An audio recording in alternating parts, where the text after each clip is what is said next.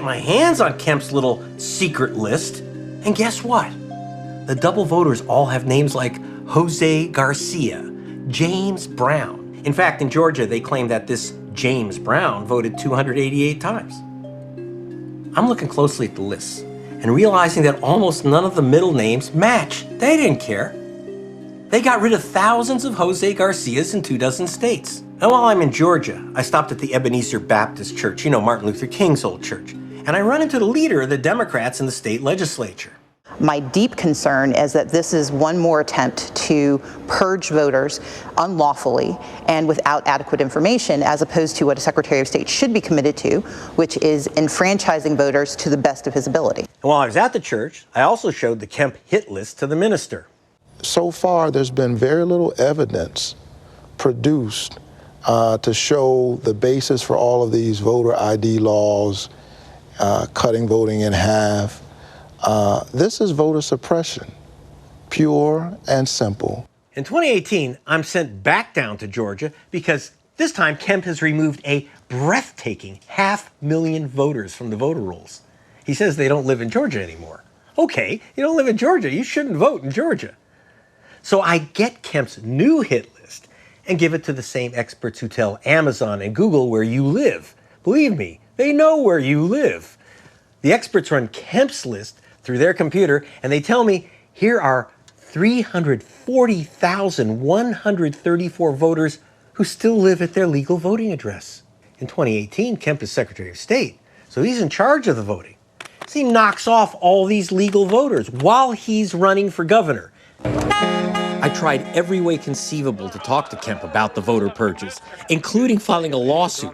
I finally caught up with him at a pig roast. Mr. Kemp, are you removing black voters from the voter rolls just so you can win this election? Sir, why do we have to sue you to get the names of voters who've been removed? Why are you... You know, we use the wonderfully polite term voter suppression. But come on, when your car gets stolen, you don't say, my car's been suppressed, my car's been suppressed. It's been stolen. Your right to vote's been stolen. Now I'm talking all these numbers like 340,000 voters, 48,000 voters, 32,000 voters, but it's not just numbers. I've been to the polls, and I've been there when these Americans are told, go away. You can't vote here anymore. Has this ever happened to you before? Never. And it's horrible. She's been in this community back when when they were doing sit-ins. She held civil rights meetings in her home. And today to come out and not be able to vote and no one can give you an explanation, like, it's extremely emotional and it bothers me. It bothers me to my core. Like, there's actually no record of her whatsoever voting in any election whatsoever, and it's ridiculous. I'm sorry. The next day, I went over to her home, the home Kemp said she no longer lives in. Yes, Jesus, love me. Yes, Jesus, love me. Yes, Jesus, love me. Now, given her age, I asked her if she ever met Martin Luther King. And she said, yeah. He had Sunday dinners here. He was my cousin. Daddy King was my great uncle. So, when I grew up around, like, constantly hearing about the civil rights movement and everything that people have done for us to get this power, and to know that it was taken away from my grandmother, like, next year it could be taken away from me. Like, you never know. And I was just really hurt, and I really couldn't believe it. I could not believe it.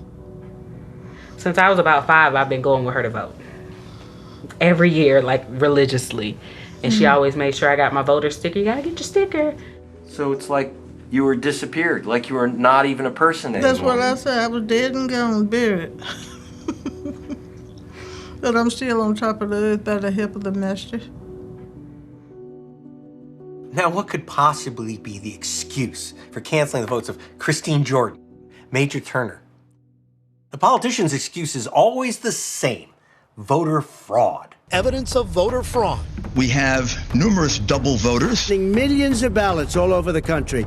There's fraud. They found them in creeks. Truth is, they want voter fraud. Voter fraud. Voter fraud. We have numerous out-of-state voters. California, Georgia, Indiana, Alabama, Washington, and so many other states. The deceased casting ballots. This is going to be a fraud like you've never seen. Well, elections are more important than necklaces, but for some reason, we don't act that way.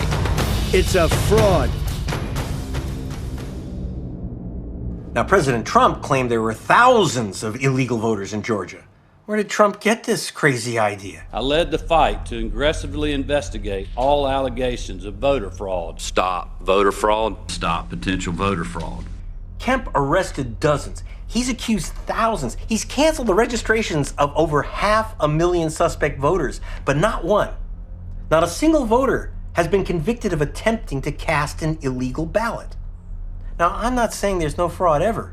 Out of several billion, and I mean billion ballots cast in the past decade in America, there are a few cheats. These 3 retirees from the Villages are charged with voter fraud. Prosecutors say they cast multiple ballots during last year's presidential election. Joan Halstead, Jay Setzik, and John Ryder were all registered Republicans at the time. One side screaming voter fraud, and the other side they're actually finding people that's committed voter fraud. I think that's a little hilarious. But when Trump and Kemp talk about voters stuffing ballot boxes, they don't mean white voters. It's an old story. 100 years ago, there was a Ku Klux Klan propaganda film called Birth of a Nation. It showed a white actor in blackface sneaking in an extra ballot. The film was a huge hit. It was screened at the White House. And it convinced Americans that you had to have all these restrictions on black people or they'll commit voter fraud. Now today, there's a new film. 2,000 Mules, live from Mar-a-Lago in Florida. Former President Donald Trump, live on SalemNewsChannel.com. It's the new Birth of a Nation. And once again, it says that black men, by the thousands, commit voter fraud. They vote several times. This particular individual we have in a number of different locations. He's actually a mule. He gets out, approaches the box. When people walk up with intention to cheat, they look around, they basically walk fairly quickly, they try to stuff him in, they try to get out of there. In this case, he drops a few on the ground, pick them up, stuff them into the box. And then he hustles back and hustles out of there. So this is what it looks like. All I see is a black guy putting a couple of ballots into a drop box. You know, folks drop in their family's ballots too, which Georgia law encourages. Now dig this. Every single drop box in Georgia has a security camera on it. And the 2,000 Mules guys say this voter has dumped ballots in 27 drop boxes, and they have the videotapes. But oddly, they don't show the 27 videotapes. They show the same tape over and over. He needs a shoehorn. This is a smoking gun. This is O.J. Simpson being seen leaving the scene of the crime. But they tell you they have something better than videotape. What we're going to show you now, what kicks it up a notch is that we have the geospatial data to support the video. They've got a very fancy scientific method to nail these black ballot stuffers. It's called geo-tracking. They track millions of cell phones. It's very scientific. They show satellites up in the sky and computer lights flashing back and forth, and these mules going from drop box to drop box. I mean, it's pretty convincing, unless you know something about geo-tracking, which is that you can't get closer than about 93 feet. So anyone within 93 feet of a drop box is a mule. Now, who would go buy these same drop boxes every day? Well, how about we change the name of the film from 2,000 Mules to 2,000 Mailmen? Wow. So, did you see O.J. Simpson leaving the scene of the crime? But let me tell you what I saw. You know, this is the complexity and the nuance of racism in America. That by the very presence of who he is, he's considered guilty. Because in the dehumanizing of black people, who the hell is he to think that he has the right to vote? The truth didn't matter. What they want was the image. And just them showing up alone constitutes something fishy and criminal-like is happening. That is the greater issue. I mean, to call a human being a mule. Yeah. A man who literally is getting out his car, doing his democratic duty to go vote, and to refer to him as a mule, I mean, full stop. Where do we go from there? So who came up with this 2,000 Mules film? It's an outfit called True the Vote. You may recall their other handiwork. Let me explain. Yeah, go ahead. Those lists come from True the Vote. Who's True the Vote? They're out of Texas, and they work on this constantly, and they've been doing it for over 10 years. This is the crew out of Texas that targeted Major Turner. And they're the hitmen behind mass attacks on hundreds of thousands of voters from Missouri to Pennsylvania.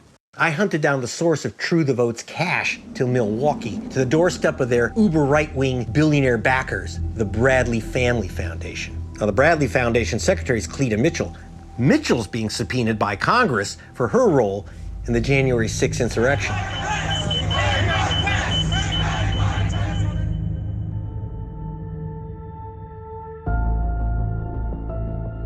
Brian Kemp didn't invent the voter vigilantes.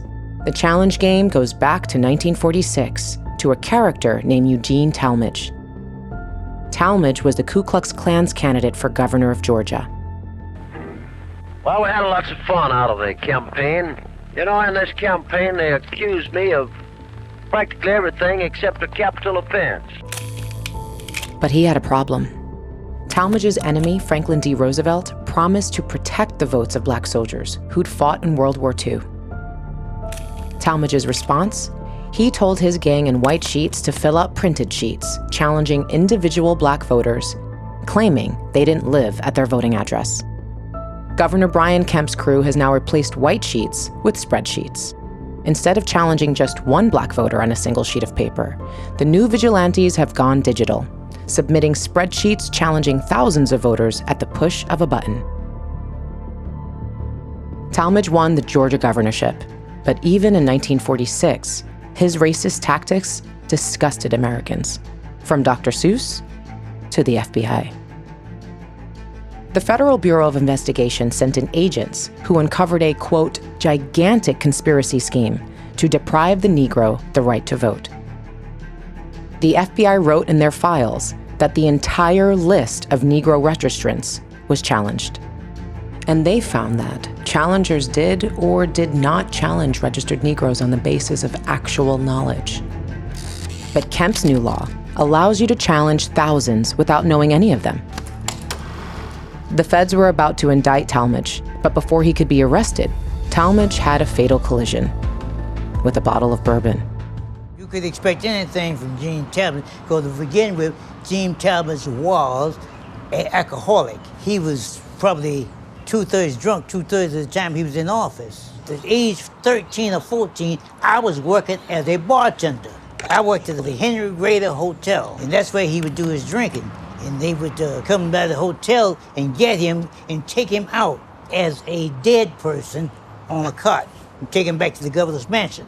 With Talmadge dying, Joe Turner was able to vote. That was the first year that Georgia opened the voting up to blacks. And we all went down to register. You see, they asked you to write a line of the Constitution. She said, right, there shall be no imprisonment for debt. So she kind of gave you the answer. Yeah, oh yeah. So you cheated.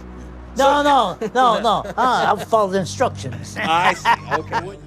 75 years after Joe Turner won his right to vote, he learned that Kemp had denied the ballot to his nephew, the Major, using the same method employed by Talmadge. In 2014, the group founded by Stacey Abrams registered 89,000 voters, mostly young black students, but 40,000 somehow didn't show up on the voter registry. And so we approached the Secretary of State and said, hey, what's up with these 40,000 missing voters? And they responded with launching a criminal investigation into the New Georgia Project and the work that we do, alleging that we somehow are illegally or improperly registering voters. And we're just not going to put up with fraud. I mean, we have zero tolerance for that in Georgia. So we've opened an investigation and served some subpoenas. The charges were never filed, but 40,000 voters missed the election. Hey. Greg Dallas. Hey, Greg. Around that time, I also met with a cheerful group that launched a campaign called 10,000 Koreans Vote. Now, for 10,000 Koreans to vote, they had to register 10,000 Koreans. And the way we do it is people fill out their card, kind of like a dentist appointment. Later on, we'll put a stamp here, we'll chop this off, and this goes in the mail to them. But their lawyer, Helen Ho, contacts Kemp's office and says, hey, why don't we see our voters on the rolls?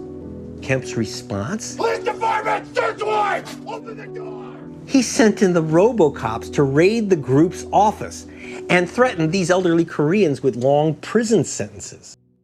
Of course, the charges were tossed out, but that was the end of 10,000 Koreans' vote, which was the point. But Kemp's not done. As I speak, he claims that the group Stacey Abrams started recently handed in some registration forms a couple of days late. Now, for this picayune clerical matter, Kemp is demanding that the Attorney General arrest the group's leaders and send them to prison for 10 years or more. Absolutely. They want to put us under the jail. It stinks of desperation, and it seeps through everything that they do, and it often comes along with the threat of violence. We are talking about a Secretary of State that went after college students. They raided a voter registration office and tried to send all of these college kids to jail. And came against them with criminal actions, right? And the penalty for what they call voter registration fraud in Georgia, it carries with it a penalty of up to $10,000 in fines and 10 years in prison per form.